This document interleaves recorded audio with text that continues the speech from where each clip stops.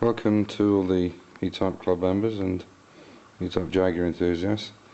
Okay, so the next piece I'm getting on with now is rewiring this dashboard. This is the original wiring that was in it, and I've taken all the switches out. As you can see, obviously these gauges are pretty poor. In fact, they've gone a bit green. Hopefully you can see that. The only one that's in reasonable condition is that amp meter. So what I've done is I've got new fuel gauge, new oil and new water. So I just wanted to show you a couple of things, a few tips if you're doing this. You know, if you're replacing the wiring loom or you're replacing the gauges, of what you can expect, because when I started taking it apart, there were some things that are not in the book, they're not in the manual, so hopefully there's a couple of things that I've found out for myself that I can maybe pass on. So like I say, the first thing I found very strange was, I don't know why, but Jaguar made these consoles out of copper, pure copper. And you can see this is the original cover, which I'm going to replace tomorrow. There's some new material coming. And you can see the whole thing is actually made of copper. I don't quite understand why the reason is. Maybe they felt it wouldn't rust, or I don't know, or something to do with the power side of it. But you can see it actually does need cleaning, so we'll give it a sandblast and get that sorted out. All things like this, like the Legend strips, you can see this one's broken and quite bad. I've got a new one, but some of the parts you obviously need to reuse again. But this loom, this is, or the main part, what I've done is I've actually marked up, as you can see there, it's got dimmer on it, and so on and so forth. Some of them are pretty obvious. The one I didn't realise was this one here. This is the actual main lights here, and basically all you've got in there is a spring operated button. So if you push this in, you can see that spring there. Hopefully you can see it. You push this in, you can then pull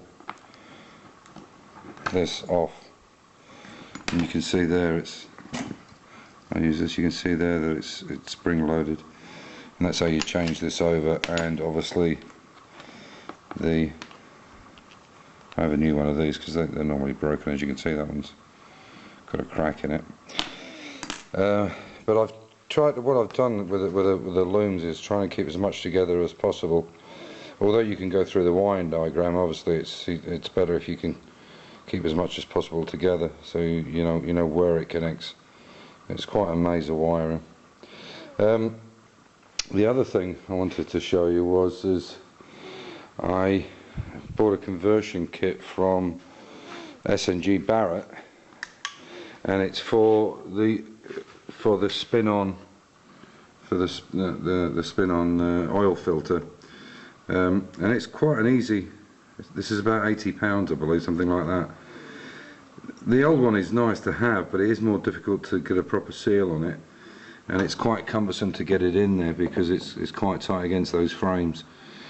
But the nice thing about this conversion is you can take this off and put the original on if you want to show the car or whatever, or you know, you're into concourse and that kind of stuff. But this is certainly a lot better method. It's much easier to spin these on and take them off. So, and all you can see is there is that silver adapter at the back, and then basically this piece, when you take the oil filter off, what you'll get is this piece here, and basically all you have to do is put a Tommy bar through this hole and spin this off, and then the adapter goes where this one would. And that's basically it. There's really not a lot to the system. As I say, it's about £80, but I think it's the fact that you know that there's other conversions on an E-Type where it has to be, you know, for instance the rear crankshaft seal. You know, once you put a rubber seal in that instead of the original rope seal, you have to have the crank done, and then you can't go backwards. But with this system you can either have either or.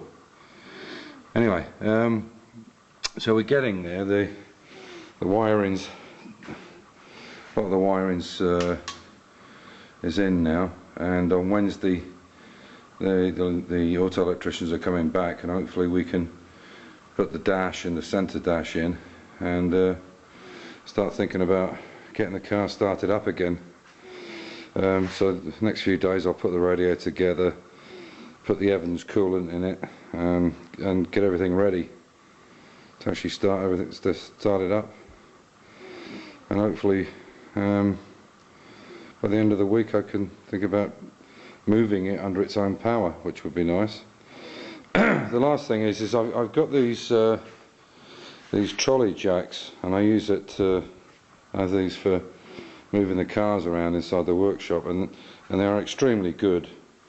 The nice thing about it is instead of pushing the car all the way out of the garage and then turn it around and back in, I can actually spin the car on itself, which is a great thing. So anyway, I hope that's of some interest to you.